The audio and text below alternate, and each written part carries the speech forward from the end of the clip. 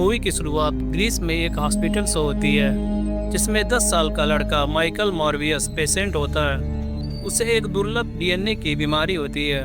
Doctor वहां एक नए मरीज को लेकर आता है जिसका नाम लूसियन होता है। दोनों की बीमारी एक जैसी होती है, दोनों की अच्छी जमती है और वे दोस्त बन जाते हैं। एक दिन अचानक से मशीन खराब होने के कारण लूसियन सीरियस हो जाता है। उस वक्त डॉक्टर के ना होने के कारण मॉर्बियस इंतजार करने के बजाय खुद ही मशीन को रिपेयर करने लगता है। वह मशीन को रिपेयर कर देता है जिससे लूसियन की जान बच जाती है। हॉस्पिटल के डायरेक्टर निकोलस मॉर्बियस का स्किल देखकर दंग रह जाते हैं और मॉर्बियस को न्यूयॉर्क में एक खास स्कूल में भेजने का फैसला करते हैं। मॉर्बियस अपने दोस्त को छोड़कर नहीं जाना चाहता। डॉक्टर निकोलस लूसियन का ख्याल रखने का वादा करते हैं। जाने से पहले मॉर्बियस ने लूसियन के लिए एक लेटर छोड़ा होता है जिसमें उसने लिखा होता है कि वह उनकी बीमारी का इलाज ढूंढने जा रहा है। 25 साल बाद मॉर्बियस अब बड़ा होकर एक प्रतिभाशाली वैज्ञानिक बन चुका होता है। उसने आर्टिफिशियल ब्लड बनाया होता है जिसके लिए उसको नोबेल अवार्ड मिलने वाला होता है। मॉर्बियस अब उसी हॉस्पिटल में डॉक्टर होता है जहां वह बचपन में मरीज था। डॉक्टर मार्टिन बेक्राफ्ट मॉर्बियस की सहायक डॉक्टर होती है। मॉर्बियस उसके साथ अपने लैब में जाता है। बेक्राफ्ट को मॉर्बियस के बैट्स पर एक्सपेरिमेंट के बारे में पता चल जाता है।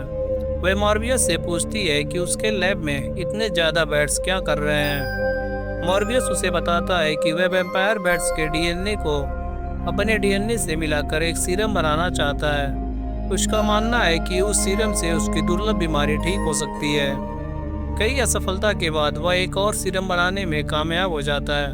अब वह उस सीरम का टेस्ट एक अपाहिज चूहे पर करने वाला होता है। चूहे को सीरम लगाकर एक बॉक्स में बंद कर देता है।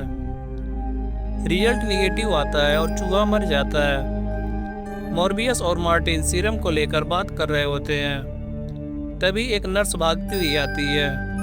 मॉर्बियस जाकर देखता है कि उसकी एक पेशेंट सीरियस होती है। मॉर्बियस किसी तरह उसको मरने से बचा लेता है। मार्टिन की नज़र उस चूहे पर पड़ती है और देखती है कि वह जिंदा और ठीक हो गया होता है। वह फौरन मॉर्बियस को बताती है। अगले दिन मॉर्बियस अपने दोस्त लूसियन से मिलने जाता है जो अब करोड़पति बिजनेसमैन बन चुका होता है। मॉर्बियस उससे बाहर जाने के लिए पूछता है। बाहर रोड पर टहलते वक्त मॉर्बियस उसे अपने सीरम के बारे में बताता है और उससे कहता है कि अगर वह कामयाब हो गया तो वे दोनों ठीक हो सकते हैं। मॉर्बियस को लूसियन से एक प्राइवेट शिप और फंड चाहिए होता है। लूसियन मान जाता है और प्रयोग के लिए उसे जो चाहिए दे देता है। मॉर्बियस इंटरनेशनल वाटर में एक कार्गो शिप पर इंसानों की दुनिया से बहुत दूर होता है। डॉक्टर मार्टिन भी उसके साथ होती है क्योंकि मॉर्बियस उस सीरम का टेस्ट खुद पर करने वाला होता है। मॉर्बियस सीरम तैयार करके मार्टिन को देता है। मार्टिन सीरम को उसके बैकबोन में इंजेक्ट कर देती है। मॉर्बियस को मौत का डर नहीं होता क्योंकि उसकी बीमारी उसे धीरे धीरे मार रही होती है। लेकिन अगर वह अपने प्रयोग में कामयाब हुआ तो वह ठीक हो सकता है। उसी दौरान एक गार्ड टहलते हुए लैब में आ जाता है। मार्टिन उसे फौरन वहां से जाने के लिए कहती है। मार्टिन पलट कर देखती है तो मॉर्बियस अपने बेड पर नहीं होता। दरअसल सीरम काम करता है लेकिन मॉर्बियस वैम्पायर बन जाता है। गार्ड उस पर फायर करता है। बुलेट उस पर कोई असर नहीं करती और मॉर्बियस उसे मार डालता है। मार्टिन को समझ नहीं आता कि मॉर्बियस के साथ क्या हुआ है।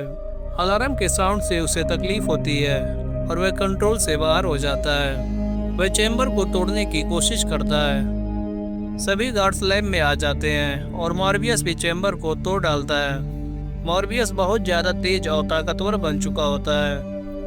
वह एक एक करके उन सभी गार्ड्स को मार डालता है। वह उनको मारकर उनका खून पी लेता है। अगली सुबह जब उसे होश आता है तो खुद को देखकर डर जाता है। वह फिर से धीरे धीरे इंसान बन जाता है। उसकी बीमारी पूरी तरह ठीक हो चुकी होती है। अब वह पहले वाला कमज़ोर और अपाहिज मॉर्बियस नहीं होता। लैब में वापस आने पर देखता है कि मार्टिन बेहोश पड़ी होती है लेकिन अभी भी जिंदा होती है। उसके बाद वह सारे सीसीटीवी फुटेज को डिलीट करता है और सारे सबूत को मिटा देता है। जाने से पहले वह सीरम को लेता है और इमरजेंसी लाइन पर जल्द से जल्द मदद की अपील करता है। मदद आने से पहले वह शिप छोड़कर जा चुका होता है। घटना की जांच कर रहे डिटेक्टिव को पता चलता है कि शिप पर बस एक ही सर्वाइवर डॉक्टर मार्टिन जिंदा बची है। दूसरी तरफ लूसियन को यह खबर न्यूज से मिलती है और वह समझ जाता है कि मॉर्बियस का एक्सपेरिमेंट कामयाब हो गया है। मार्टिन वापस लौट आता है, लेकिन जल्द ही उसकी बीमारी उस पर फिर से हावी होने लगती है। वह लड़खड़ाते हुए ब्लड रूम में जाता है और सिंथेटिक ब्लड को पीने लगता है।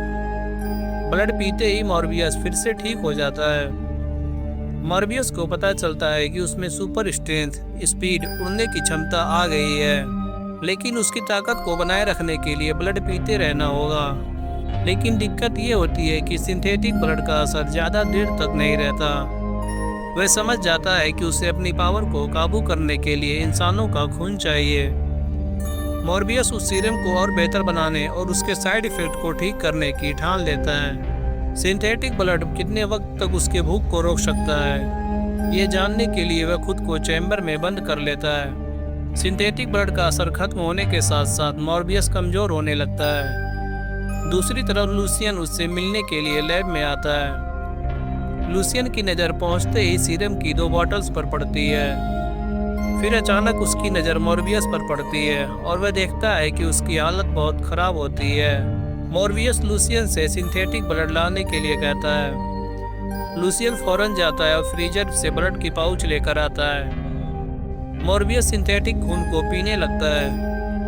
खून पीने के बाद मॉर्बियस फिर से ठीक हो जाता है और उसकी ताकत लौट आती है। उसे ठीक और चलता देख लूसियन के होश उड़ जाते हैं।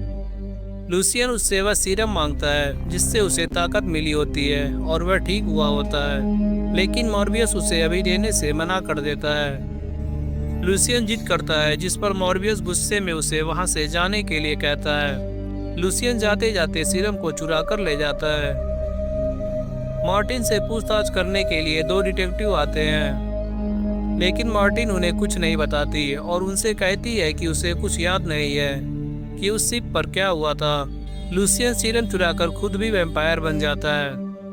मॉर्बियस को फंसाने के लिए लूसियन हॉस्पिटल में जाता है और एक नर्स को मारकर उसका खून पी जाता है। सुबह होने पर मॉर्बियस मार्टिन के बेड के पास बैठा होता है। उसे अजीब लगता है और वह बाहर आकर देखता है कि हॉस्पिटल में एक नर्स का मर्डर हुआ है।